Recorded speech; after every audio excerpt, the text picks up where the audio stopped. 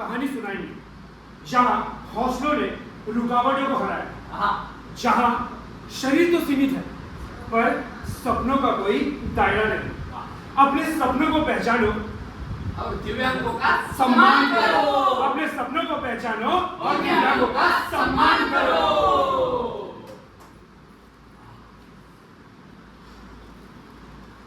अरे हाय अंजलि। ओ हाय राहुल, कैसे हो? बस बहुत बढ़िया, आप कैसे हो? मैं भी ठीक हूँ। अरे तुम यहाँ का, यहाँ तो कैंपस इंटरव्यू चल रहा है। हाँ वो मैं। अरे तुम्हारा यहाँ पे क्या काम है भाई? अरे यहाँ पर नॉर्मल लोग, पढ़े लिखे लोग आते हैं जॉब पाने के लिए। तुम यहाँ पर, अरे तुम्हारा तो बचपन से एजुकेशन नहीं हुआ। हाँ मैं वही बता रही हूँ कि मुझे एजुकेशन लेने में, पढ़ाई करने में, एडमिशन लेने में कितना संघर्ष पड़ा पता है? अरे इनको एडमिशन नहीं मिलेगा, नहीं मिलेगा। पापा मेरा एडमिशन हुआ कि नहीं?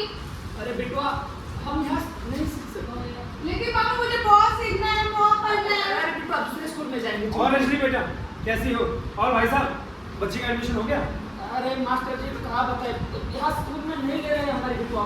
अरे कुछ फीस की दिक्कत है तो बताइए, मैं बात करता हूँ। अरे वो लोग हमारे बिटुआ को एबनॉर्मल या नॉर्मल नहीं है ऐसा बोल रहे हैं। ऐसा कहा उन्होंने? हाँ। आइए मेरे साथ। भाई साहब ये बच्चे का एडमिशन क्यों नहीं हो सकता? अरे अरे भाई ये हमारा स्कूल है, स्कूल हमारे यहाँ ऐसे एब्नॉर्मल बच्चों का एडमिशन नहीं होता, नॉर्मल बच्चों का स्कूल है ये। अच्छा इनके लिए बाहर स्पेशल स्कूल बनवाया है, वहाँ पर उनका एडमिशन करता आ जाए। हो गया? अच्छा ये जो आपने अभी एबनॉर्मल कहा, मुझे बताइए कि यहाँ पर नॉर्मल कौन और ये एबनॉर्मल और नॉर्मल की परिभाषा क्या है, मुझे बताइए। अरे भाई आप देखिए अगर इस बच्चे का एडमिशन अभी के अभी यहाँ पर नहीं हुआ तो मैं आपके ऊपर सख्त कार्रवाई करूंगा और फॉर काइंड इंफॉर्मेशन के राइट टू एजुकेशन के तहत हर एक बच्चा किसी भी स्कूल में पढ़ सकता है। तो आप अगर इसका एडमिशन करवाएंगे तो ठीक है, वरना फिर आपके ऊपर कार्रवाई। अरे नहीं कुल डाउन ऊपर जाने की जरूरत नहीं है, करेंगे ना। नहीं इनको पानी पीना, एडमिशन आ जाए बेटा। अंकल आ जाइए। और हाँ एक बात और, ये नॉर्मल और एबनॉर्मल ये कभी इस्तेमाल मत कीजिए। बच्चे एकदम मन लगा कर पढ़ो। भाई साहब कोई चिंता करने की जरूरत नहीं है। अरे वाह, मेरी बिटुआ पढ़ेगी और आगे भी बढ़ेगी। आप तुम तुमने जो सुना है वो सुना, लेकिन मुझे इंटरव्यू के लिए लेट हो रहा है, आता हूँ। अरे किधर? अरे जवाहर साहब वो इंटरव्यू चल रहा है ना, तो उसके लिए। अरे हाँ रुको रुको, बात छोड़। मैडम मैडम मैडम क्या मैडम, मैं पहले आया हूँ, मैं सबसे पहले इंटरव्यू दूंगा। अरे बाबा आप पहले आए हो, बट आपका इंटरव्यू तो मैडम ही लेगी ना।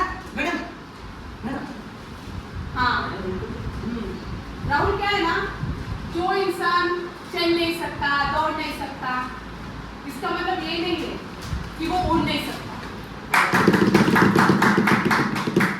मानवात सत्य नीती सोडू नको रे, मानवात सत्य नीती सोडू नको रे। वाह वाह वाह वाह वाह वाह वाह, क्या गाते हो तुम, वाह क्या आवाज है, क्या सुर है, क्या ताल है, बहुत बढ़िया बहुत बढ़िया।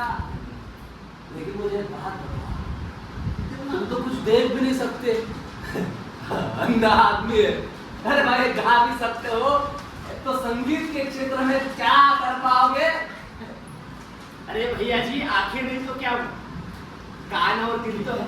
और रही संगीत की बात, संगीत तो कानों से सुना जाता है और दिल से महसूस किया जाता है। और भैया जी, सुर तो मेरी पहचान है। और आपको बता दूं, ये पिछले महीने में जो नेशनल लेवल का म्यूजिक कंपटीशन हुआ ना, उसमें मैंने गोल्ड मेडल जीता है, गोल्ड मेडल। वाह, बहुत खूब। दोस्तों, ये दिव्यांग नहीं, ये तो महान है। दोस्तों, इतनी बहुत सारी चुनौतियों के बावजूद ऐसे कई लोग हैं जो हमारी सोच, हमारी कल्पना से भी अधिक आगे तक पहुंचे हैं, बहुत ऊंची शिखर तक पहुंचे हैं। जैसे कि दोस्तों, याद कीजिए दीपा मलिक जी, जिन्होंने पैरालंपिक शॉटपुट गेम में अपने देश के लिए गोल्ड मेडल जीता है। उन्होंने स्विमिंग में और भाला फेंक में भी बहुत अवार्ड पाया है। और दोस्तों, 2017 में उन्हें पद्मश्री अवार्ड मिला है। 2019 में उन्हें राजीव गांधी खेल रत्न ऐसा भी अवार्ड मिला है। और इतना नहीं, जो पैरा ओलंपिक की कमेटी ऑफ इंडिया होती है, उस कमेटी के वो अध्यक्ष भी रह चुके हैं।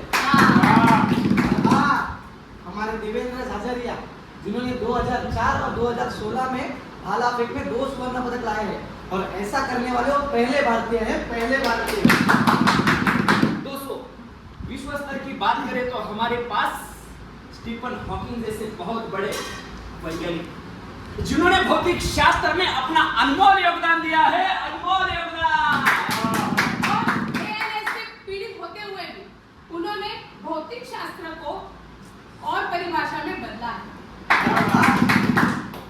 और ये सहानुभूति की कहानियां नहीं, ये ताकत है, ताकत, ताकत है, ताकत। जी हाँ दोस्तों, ये कोई सहानुभूति की कहानियां नहीं, ये ताकत है। तो इसलिए अपनी सोच को बदलते हैं और दिव्यांगता को कोई कमजोरी नहीं, एक अलग ताकत मानते हैं, एक अलग ताकत मानते हैं। ताकत मानते हैं।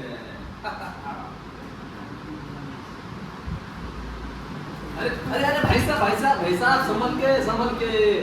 अरे क्या कर रहे हो यार?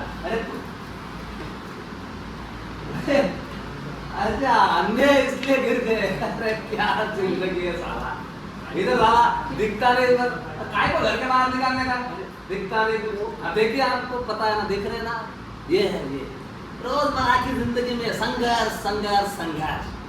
अरे अंकल, इतना का मदद नहीं करता तो गिर जाते थे ना। हाँ, रोज के रोज मदद की जरूरत लगती है ना। अरे भैया जी, मदद तो हर इंसान को चाहिए होती है। फर्क सिर्फ इतना है, हमारी चुनौतियां आपको दिखती है और आप लोगों की छिपी हुई। और हाँ, ये जो समाज है ना, वो हमें कमजोर मानता है, कमजोर समझता है।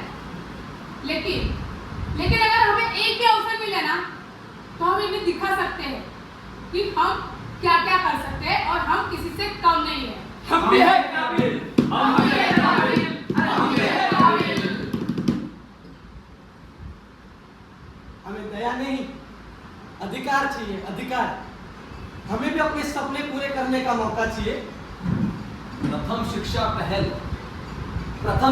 पहल के अंतर्गत जो भी जितने भी दिव्यांग बच्चे हैं, उन तक एजुकेशन पहुंचाना, यानी कि उन तक शिक्षा पहुंचाना हमारा प्रथम आद्य कर्तव्य है। और इसी के साथ साथ जो भी दिव्यांग बच्चे हैं उनमें कितनी भी क्षमता है, उनमें कितनी भी क्षमता की कमी हो या ज्यादा हो, लेकिन उन सभी को समानता का अवसर, सभी को समानता का अधिकार और सबसे अहम बात उच्च दर्जा की, उच्च गुणवत्ता की शिक्षा उन तक पहुंचाना, यही हमारा सबसे पहला कर्तव्य है।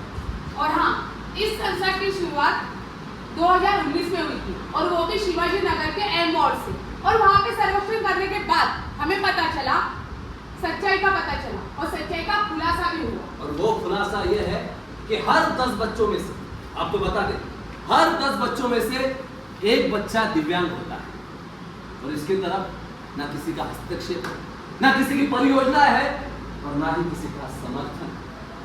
लेकिन इसीलिए हम कहते हैं कि हमें दया नहीं चाहिए, हमें दया नहीं चाहिए, हमें बराबरी चाहिए, हमें दया नहीं चाहिए, बराबरी चाहिए। हमें बराबरी चाहिए। दोस्तों, इस सर्वेक्षण से हमें पता चला है कि हम क्या गलतियां कर रहे हैं। भारी क्षमताओं के बावजूद ये हमारे दिव्यांग बच्चे पीछे छूट गए, क्योंकि सिस्टम की तरफ से सुसज्जित समर्थन नहीं था, सुसज्जित सहकार्य नहीं था। और इसीलिए हमने, जैसे कि पहले भी बताया है, इस बार भी प्रथम की ओर से और हमारे जो एमकेवाईज फाउंडेशन है उनकी तरफ से समावेशी परियोजनाओं की उन्नति किया, उनका निर्माण करके उनके साथ अवसर भी दिया।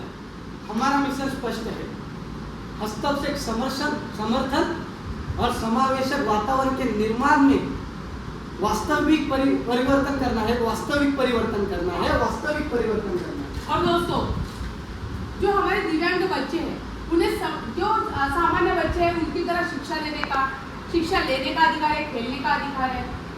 और इसीलिए हमारे जो एनजीओ है उन्होंने उनको शिक्षा देने का या फिर उनके स्वास्थ्य के बारे में सोचने का या फिर उनके करियर के बारे में विकास करने का प्रयास करेंगे। दोस्तों, ये जो विजन है हमारे मुंबई के बहुत सारे बीएमसी स्कूलों में जारी किया है, जैसे कि अपने शिवाजी नगर का बीएमसी स्कूल, अपने मानकुंड का बीएमसी स्कूल, अपने धारण का घाटकोपर का और अपने खुलना का बीएमसी। ऐसे बहुत सारे हमने केंद्र बनाए हैं, ऐसे बहुत सारे हमने स्थान बनाए हैं जहां ये अपने दिव्यांग बच्चे पोषण भरे वातावरण में सीख सके और आगे बढ़ सके। सुनो दोस्तों आपने, तो अब ये जिम्मेदारी आपकी, मेरी, हम सबकी है। इन बच्चों, इन व्यक्तियों को हम स्वीकार करें, इन्हें बराबर का सम्मान दें, इनकी क्षमताओं को हम पहचानें और इसके लिए आपको हमारे परम एनजीओ का साथ देना होगा। आइए परम एनजीओ की तरफ हाथ बढ़ाइए और हर दिव्यांग को आगे लाइए। प्रथम, चाहे हम चल ना सके, हम देख ना सके, सुन ना सके, हमारे जैसे बोल ना सके, बट हमारे अंदर भी आ गए, हमारे अंदर भी आ गए। बस आप जैसे कोई पहचान ना सके। भैया, लंगड़े के साथ अंधा ही है क्या? तो क्या विचार ओ भाई साहब, ये आप क्या कह रहे हैं? अरे जो है वही तो कह रहे हैं। लंगड़ा लुगड़ा वही तो है, वही वाह वाह वाह वाह वाह, लंगड़ा लूला अंधा बहरा, कितना आसान है आप लोगों के लिए कहना। बस ये सोचिए कि अगर उसके बजाय अगर आपका बच्चा होता तो क्या आप यही कहते आप? शर्म आनी चाहिए आप लोगों को। और ये जो आप करके आप बेचारा जो कर रहे हैं ना, वो बेचारे नहीं है। अरे बेचारे तो आप जैसे लोग हैं, उनको किसी की मदद की नहीं, उनको किसी की मदद की जरूरत नहीं है। ये आपकी, हम सबकी जिम्मेदारी है कि उन्हें संभाले, समझे? और आइंदा ये अंधा लंगड़ा लूला कहने से पहले 100 बार सोचिएगा। भाई साहब, इनमें ना इनकी गलती है ना इस बेचारे की गलती है, इसमें मेरी गलती है। मेरा बड़ा बेटा है ना, वो 3 साल के बाद चलने लगा, तो मुझे ऐसा लगा कि मेरा छोटा वाला बच्चा भी 3 साल के बाद चलने लगेगा, बोलने लगेगा, हंसने लगेगा। लेकिन मैंने इसकी ओर ध्यान नहीं दिया और ये सब मेरी गलती है। दोस्तों, सुना आपने दीदी ने क्या कहा? ऐसी गलती आप दोबारा मत दोहराइएगा। अगर आपका बच्चा 1.5 साल के बाद अगर आपके बच्चे में अगर कुछ भी चीजें अलग दिखती है, अगर उसे चलने में कोई तकलीफ है या देखने में, सुनने में, बोलने में कुछ भी तकलीफ है, तो यहाँ अड़ोस पड़ोस में जाकर राय मशवरा करने की कोई जरूरत नहीं है। तुरंत अपने नजदीकी डॉक्टर से संपर्क करें, नहीं तो कोई थेरेपिस्ट के पास जाके संपर्क करें। क्यों दीदी, सही कहा ना? हाँ, सही कहा। और हाँ, मुझे ये सब समझ में आ गया कि दिव्यांगता शरीर में नहीं होती, शरीर में तो होती है लेकिन हौसलों और सपनों में नहीं होती। एकदम सही कहा।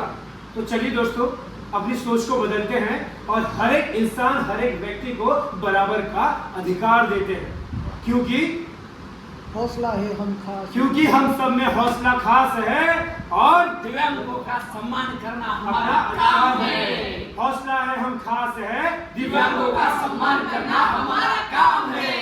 दोस्तों, दिव्यांगता कोई बाधा नहीं है, ये मैं आपको फिर से बता देता हूँ स्पष्ट रूप से कि दिव्यांगता कोई बाधा नहीं है, ये बस एक अलग रास्ता है और हम सबको मिलकर इसे आसान बनाना है। और एक और बात हमारा कहते हैं कि हमारा बस एक ही नारा है, समावेशी शिक्षण अधिकार हमारा है। हम सबका एक ही नारा है, समावेशी शिक्षण अधिकार हमारा है।